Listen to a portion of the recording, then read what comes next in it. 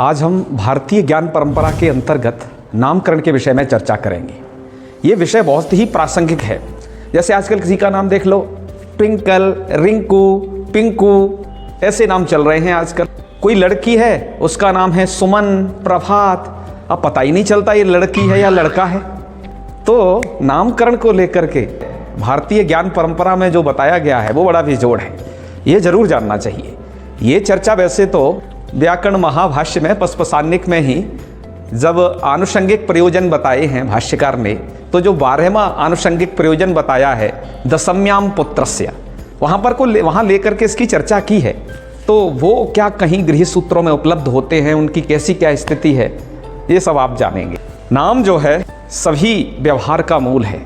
ये महाभाष्य की मूल पंक्तियां हैं। दशम्याम पुत्रस्य पर वो लिखते हैं कि याज्ञिकाः पठन्ति, याज्ञिक लोग पढ़ते हैं। यहाँ पर दो प्रकार का अर्थ है। याज्ञिकाः माने गृह सूत्रकाराः पठन्ति, याज्ञ कर्मणि विनियुक्ताः मंत्राः पठन्ति। तो गृह सूत्रकार क्या कहते हैं?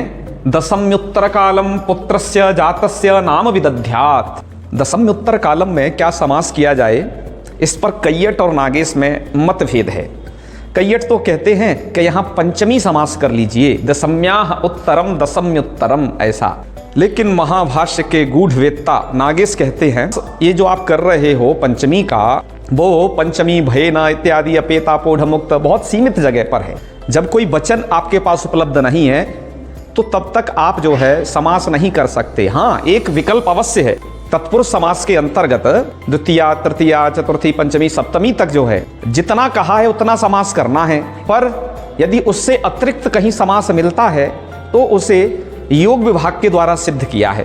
पंचमी का योग विभाग, सप्तमी का योग विभाग करके समास की सिद्धि की है। पर योग विभाग तो इसलिए किया जाता है इष्ट सिद्ध्यर्थम। इसलिए नागेश कहते हैं कि यहाँ तो सुप्सुपा समास मानिए, अर्थात केवल समास मानिए। तो इसलिए नागेश के मत में दशम्युत्तर कालम में ये सुप्सुपा समास होता है। खैर, ये तो व्याकरण की बात रही, आपको तो मूल तत्व की बात बतानी है जिससे सामान्य जन भी इस बात को समझे रहे। दसवीं के उत्तर काल कितना, माने के ठीक 10वें दिन या 11वें दिन या 12वें दिन, इस पर भी बड़ी चर्चा है। कई गृह सूत्रकार तो कहते हैं कि आप एकादश ले लीजिए, आप द्वादश भी ले लीजिए। कोई कहते हैं कि नहीं, 1 वर्ष भी ले लीजिए। ऐसे भी वचन उपलब्ध है, मैं अभी आपको दिखाता हूं तुरंत। और हमें यह भी ध्यान रखना है, जहां बहुत प्रकार के वचन हैं आपके पास, क्यों? क्योंकि अनाद जनंतो वै वेदा बहुवाचार प्रदर्शकाः। ये जो वेद है ना, ये अनादि अनंत हैं, बहुवाचार प्रदर्शकाः। इनमें बहुत सारे आचार का वर्णन आया हुआ है। अतः ऋषि भी कल्पा प्रोक्ताः, इसलिए ऋषियों ने कल्प कहे हैं। कल्प का मतलब ये जो गृह सूत्र, धर्म सूत्र, ये सुलभ सूत्र, इन सबको कल्प कहा जाता है। आप पढ़े हो ना, हस्तौ कल्पोत्पठ्यते, उस वेद पुरुष के जो हाथ हैं वो क्या है? कल्प। बहुत प्रकार के देश काल परिस्थिति को लेकर के बहु प्रकार का आचार वर्णित। कृष्ण यजुर्वेद के अध्येता हैं, वो अपने गृह सूत्र के अनुसार अपनी क्रियाएं करते हैं। कृष्ण यजुर्वेद के तो बहुत सारे गृह सूत्र उपलब्ध हैं। ऋग्वेद वाले अपने गृह सूत्र के अनुसार करेंगे, सामवेद वाले अपने गृह सूत्र गोभिल के अनुसार करेंगे सभी क्रियाएं। इसलिए इनमें मतांतर तो है। किसी गृह सूत्र में ऐसे की ऐसी एज इट इज पंक्तियां नहीं है। हाँ, कुछ पंक्तियों के अंश हैं, लेकिन ये पूरा जितना भाष्यकार ने कहा है किसी एक गृह सूत्र में नहीं कहा। ये बहुत सारे गृह सूत्रों का निचोड़ कर करके भाष्यकार ने दर्शाया है। पंडित युधिष्ठिर मीमांसक भी कहते हैं कि ये पता नहीं भाष्यकार ने पंक्तियां कहां से उद्धृत की हैं, और इसमें आने वाले एक अवृद्धम शब्द को लेकर के वो चिंता भी जताई है। तो खैर, हमने अभी तक ये निश्चित कर लिया, हमें अपने गृह सूत्र के अनुसार ही नामकरण करना चाहिए। 10 दिन जब हो जाए उसके बाद करें। घोषवद आदि, उस नाम का आदि अक्षर घोष वर्ण से शुरू होना चाहिए। आपने जाना है हसह संबारा नादा घोषाश्च, हस प्रत्याहार के अंतर्गत आने वाले जो वर्ण हैं वो संबार है, नाद है, घोष हैं। तो जो हस प्रत्याहार में आ रहे हैं ना, ये वर्ण नाम के आदि में होना चाहिए, इनमें से कोई एक वर्ण। अंतर अंतस्थम, अंतर माने मध्य में कोई अंतस्थ वर्ण होना चाहिए नाम के। अंतस्थ आप जानते हो। अवृद्धम की क्या व्याख्या की जाए? वृद्ध संज्ञा एक पाणिनि जी ने की है, वृद्धर यस्या चामादिस तद वृद्धम। जिसका आदि है वो वृद्धि संज्ञक होगा, उसे वृद्ध कहा जाता है। जैसे सालायाम भवः सालीयः मालीयः, तो शा का आ, माँ का आ, ये क्या है? वृद्धि युक्त है, मतलब आयु की वृद्धि संज्ञा होती है ना। पर यहां पर कहा अवृद्धम, नाम में वृद्ध वर्ण नहीं होना चाहिए, मतलब दीर्घ वर्ण नहीं होना चाहिए। तो कहाँ नहीं होना चाहिए, आदि में, मध्य में, अंत में ऐसा कुछ उल्लेख नहीं है इसका। और ये वाला जो अवृद्धम है ये पारस्कर गृह सूत्रकार से विपरीत है। ये त्रिपुरुषानुकम, पितृ, पितामह, प्रपितामह, ये जो 3 पीढ़ी हैं इनके नाम का स्मारक होना चाहिए। आपने देखिए ना मूवी जो है धमाल मूवी, उसमें कौन कौन से नाम बताता है वो, वेंकट स्वामी, त्रिपल स्वामी और अय्या, ये सब तमाम मिला मिलू के, वो तो ये तो 3 पीढ़ी तो छोड़ो, वो तो अपनी 10-12 पीढ़ी बताता है कम से कम। तब जो है तो इतना थोड़ा सा वचन प्राप्त है त्रिपुरुषानुकम। और ये त्रिपुरुषानुकम ये जो वचन है ये भाष्यकार के अनुसार है, अपने पारस्कर में ये वचन त्रिपुरुषानुकम वाला वचन नहीं है, आगे वह भी बताएंगे। अनरि प्रतिष्ठितम, वह नाम जो रखो किसी अरी में प्रतिष्ठित नहीं होना चाहिए, तुम्हारा शत्रु का नाम नहीं होना चाहिए, या फिर किसी दुष्ट व्यक्ति का नाम नहीं होना चाहिए। जैसे नाम रख लेते हैं रावण, एक ने नाम रखा हुआ है रावण, एक रखा है कंस, अरे तुम्हें दैत्य बनना है क्या जो है। तो अनरि प्रतिष्ठितम होना चाहिए। तद्धि प्रतिष्ठिततमं भवति, ये वाली पंक्ति थोड़ा ध्यान से सुनिए। कहा कि ऐसा यदि नाम भैया नहीं रखा गया हो तो, और आजकल ज्योतिष वाली जो चीज़ है उसको भी समझिए, हम इसके अनुसार चलें या ज्योतिष में जो भैया हमारा जिस अक्षर से नाम निकला है, जिस नक्षत्र में, तदनुसार हम अपना नाम रखें, कैसे तालमेल खाएगा। उसमें यदि कोई ऐसा वर्ण आ गया जो आदि में जो है घोष न हो तब क्या करें।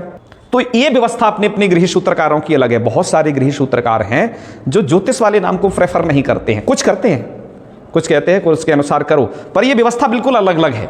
इन्होंने कहा यदि ऐसा रखोगे तद्धि प्रतिष्ठिततमं भवति, वो तो बहुत ही बढ़िया होगा यदि ऐसा रखोगे।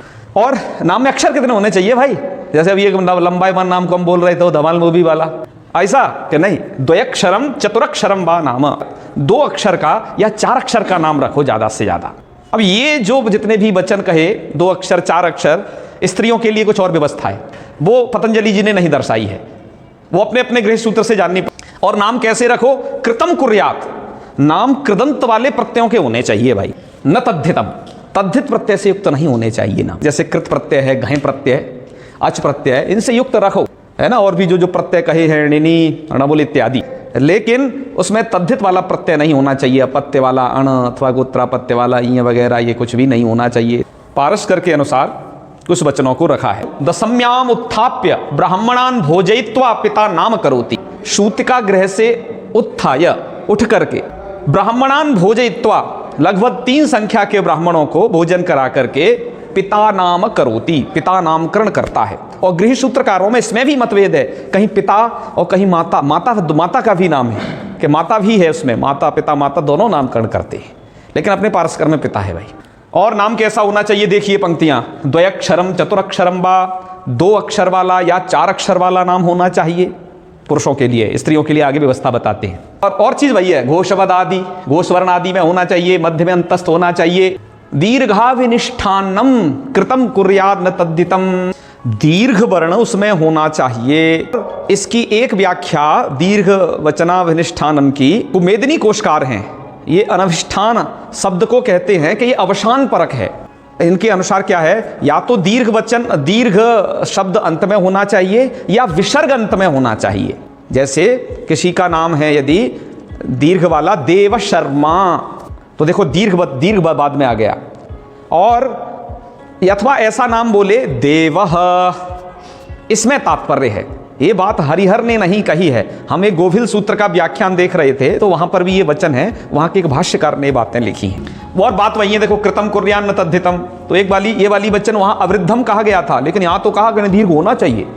पारस्कर में तो ये व्यवस्था है। अयुजाक्षर माने कि स्त्रियों का जो नाम होना चाहिए 2-4 नहीं, बल्कि 1, 3, 5 रखो, एक अक्षर का नाम होता है। अक्षर से यहाँ पर स्वर और व्यंजन का समूह गिनना है, छंद शास्त्र वाली जो एक परंपरा है ना उसके अनुसार। तो जैसे उसका नाम हो श्री ही, या फिर 3 अक्षर का नाम हो, या फिर 5 अक्षर का नाम हो स्त्रियों का, ये व्यवस्था दी। और बाकी चीज उन्हें वो रखना जो कहा, अंतस्थम आदि घोष, वो व्यवस्था वैसे के वैसे रखना। ये बात देखिए, सर्म ब्राह्मणस्य वर्म क्षत्रियस्य गुप्तेति वैश्यस्य, ब्राह्मण के नाम के बाद में शर्मा, यहाँ पर जो व्याख्यान है शर्मा होना चाहिए, क्षत्रिय के में वर्म माने वर्मा, गुप्त जो शब्द है वो धनवाचक है, ऐश्वर्यवाचक है, तो इसलिए उसके वैश्य के नाम के आगे गुप्ता यह रहना चाहिए। एक तो इस प्रकार की व्याख्या हरिहर ने की है, और दूसरी व्याख्या यहां पर हरिहर ने यह भी की है ब्राह्मण का नाम ऐसा होना चाहिए सरमन शब्द से ही ना शर्मा बना है, माने कल्याणवाचक होना चाहिए ब्राह्मण का नाम। यानी कि ये जो बाद में हम जो उपनाम जोड़ते हैं ये परंपरा नहीं रही है, ऐसा लगता है इस व्याख्यान से। दूसरा व्याख्यान ये कहता है कि नहीं, इन्हें जोड़ने के लिए नहीं, नाम ही ऐसा होना चाहिए ब्राह्मण का जिससे प्रतीत हो कि वो कल्याणवाचक है। क्षत्रिय का नाम ही ऐसा हो जिससे पता चले बाहुबलवाची शौर्यवाची है जो है। वैश्य का नाम ऐसा हो जिससे लगे धन संपत्ति वाला है। हम देखते भी हैं वैदिक काल में, उसके बाद पौराणिक काल में अपने भगवान राम कृष्ण जो कुछ भी हुए उसके बाद में उनके उपनाम नहीं मिलते हैं। हमारे युधिष्ठिर अर्जुन नकुल, देखो महाभारत काल को देख लो, ये बाद में वो टाइटल नहीं लगाते थे। और ये जो व्याख्या जिसको हम कहे दीर्घाविनिष्ठानम कृतम कुर्यात, ये वाली व्याख्या हरिहर में अलग है और भाष्यकारों के अनुसार ये अलग है। थोड़ा गोभिल की भी बात कर लेते हैं यहाँ पर अंत में। जनना दसरात्रे व्युष्टे सतरात्रे संवत्सरे वा नामधेय करणम, जिसकी मैं शुरू में चर्चा कर रहा था। गोभिल कहते हैं जनना दसरात्रे व्युष्टे, व्युष्टे माने व्यतीते अतिक्रांति, जन्म से या तो 10 रात्र व्यतीत हो जाए या 100 रात या संवत्सर। ये भैया ये सामवेदीय हैं, ये अपने अनुसार चलेंगे। तो नामकरण की जो भाई परंपरा है वो सभी गृह सूत्रकारों के अनुसार अपनी भाई अलग अलग तरीके से है, लेकिन इन सब में व्याकरण वाली कुछ बातें बड़ी तत्व की हैं। क्या कि वो कृदंत नाम होना चाहिए, तद्धित नहीं होना चाहिए, सब एक मत हैं। तद्धित होना चाहिए स्त्रियों का, इसमें सब एक मत हैं। ठीक है, हाँ वैमत्य है, जैसे कितने दिन बाद करे, इसमें वैमत्य है। और जो महाभाष्यकार का जो अवृद्धम पद आया था उसको लेकर के वैमत्य है, क्योंकि पारस्कर के अनुसार तो दीर्घ वाला नाम बीच में रखा जा सकता है।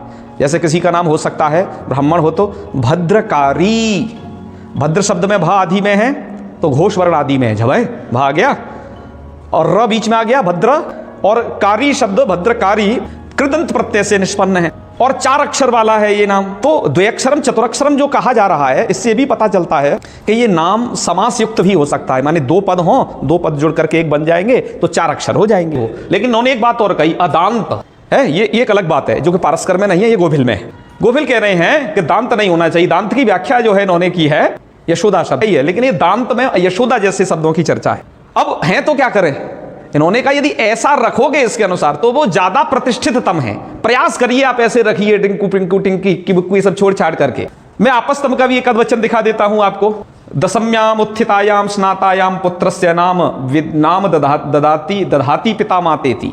यहां पिता माता दोनों की चर्चा है। पारस्कर के अनुसार केवल पिता की चर्चा है, यहां पर पिता माता दोनों की चर्चा है। इस वाले गृह सूत्र में एक नई चर्चा यह भी है कि श्वीति उपसर्गस्य अतद्धि प्रतिष्ठित तमम इति ब्राह्मणम। नाम यदि सु अक्षर, सु माने ये उपसर्ग है, ये आदि में आ जाए तब भी बढ़िया नाम माना जाता है। जैसे किसी का नाम यदि सुजातः, सुदर्शनः ऐसा भी नाम है तो जो है वो प्रतिष्ठित तमम, तो वो प्रतिष्ठित तमम है। ये जो बार बार प्रतिष्ठित तमम शब्द आना महाभाष्यकार के वचन में भी था और भी गृह सूत्र में लगातार आ रहा है। ये बताता है कि इस तरीके से यदि आप नामकरण करेंगे तो बहुत बढ़िया है। इस प्रकार के नाम कैसे होंगे, भाष्यकारों ने कुछ यहाँ पर नाम बताए हैं। जैसे मैंने अभी आपको बताया, किसी का नाम मणिभद्र हो सकता है इसके अनुसार, किसी का नाम शुभंकर हो सकता है, 4 अक्षरों में नाम लें, 2 अक्षरों में लें तो देव ये नाम हो सकता है, जो कि इसको फॉलो करते हैं नाम। देवदत्त हो सकता है, ठीक है। सर्मांत भी नामों का विधान है, सर्मा बर्मांत, और केवल भी नाम रखिए, गृह सूत्र की इसमें अनुमति है, भाष्यकारों ने तदनुकूल व्याख्यान किया है। तो ये जो है नाम की परंपरा आपके सामने कही।